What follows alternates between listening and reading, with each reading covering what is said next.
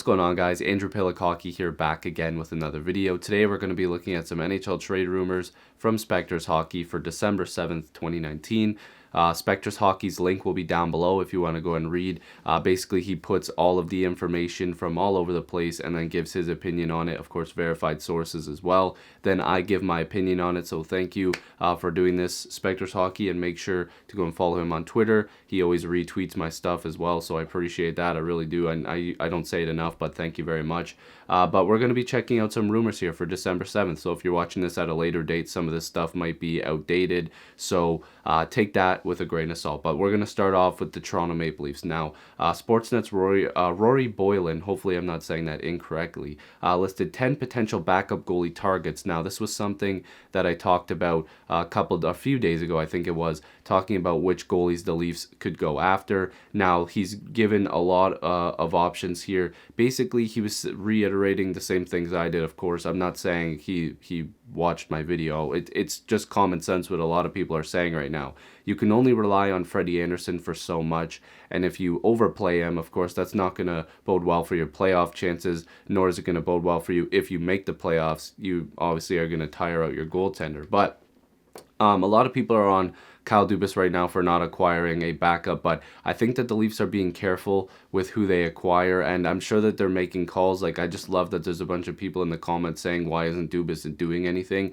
You know, you can call, but the other team has to pick up, and they also have to want to make that trade. Dubas doesn't just snap his fingers and get a trade happening. It has to involve a second team. So teams just might not be willing to make this deal because they also like their players. So anyways, basically, a lot of people are bringing up the cap situation as well. I don't know if you guys ever really dive into cap friendly. I really recommend you do that. But the Leafs aren't in like this massive amount of trouble that everybody thinks they are. And I think that they're going to use their surplus of forwards up front to trade for a defenseman. They're just waiting to see what their lineup looks like when it's healthy, which of course Andreas Johnsson is out. So that is probably, for me personally, I thought Johnsson would have been traded within the next couple weeks for a defenseman, and that's a hot take, but I really do believe that that was an option for the Leafs. But now that he's injured, I don't know what they're going to do, but they're not in this big cap trouble. Like, you have to look at the team and figure that they can trade a forward for a defenseman, or they can trade a forward and prospect, whatever,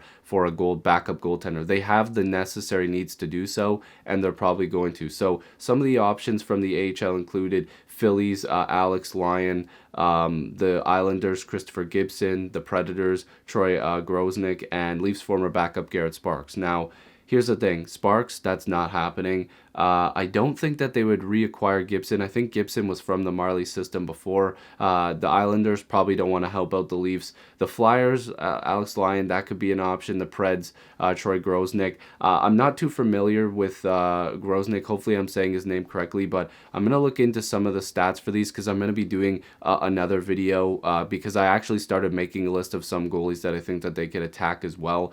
And he wasn't on the list, so I'm going to be checking him out. Of course, it's tough to gauge AHL talent and how they'll translate into the NHL. So I definitely need to take a deeper dive there. But those are some of the options, as well as the Rangers, Alexander Gorgiev. Now, here's the thing, Gorgiev, I don't know how people pronounce it, and sometimes with these names, there's multiple pronunciations. But Alexander Gorgiev, I believe that's how you say it. He won't get traded, guys. Like, it's not happening. He's probably the Rangers' option when Lundqvist is gone. Tristan Jarry is a very, very good option, but again, the Penguins might want to hold on to him. DeSmith is another guy from Pittsburgh I talked about.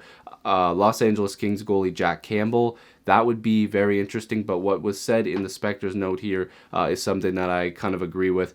Campbell's a possibility, but only if the Kings are confident in calling up promising Cal Peterson this season. So again, it just depends on which teams want to actually make this move. So I would take Gorgiev out of there, or Gorgiev, however you want to pronounce it. Tristan Jarry is a very good option, but you're probably giving up a little bit more than you want to. Apparently, the Penguins are pricing him quite high, which is understandable, but it's not worth giving up too much for a guy like that, especially if you can get somebody similar to him for less, because it seems like the Penguins might be overpricing their goaltenders. So those are definitely some options. Other ones, Ryan Miller was one that I talked about before too, but he's not willing to move to Toronto, I guarantee it. DeSmith, that's another one I talked about. And Colin Delia from the Blackhawks. Now, this is something from the Spectre's note that makes a ton of sense too. The Blackhawks could consider Delia, again, however you want to pronounce it, as their backup next season once they part with one of Crawford or Leonard next summer. So they probably want to hold on to him as well. The Toronto Star, Rosie DiMano, wondered if Tampa would give up Curtis McElhinney. Guys, let's stop with this McElhinney back to Toronto stuff. McElhinney's numbers aren't very good either. So, like, I don't know, maybe he'll get back into the swing of things if he was traded to Toronto. But why Tampa, a struggling team, why would they want to help out Toronto and give them a backup goaltender when they're both fighting for playoff positions? It doesn't make sense.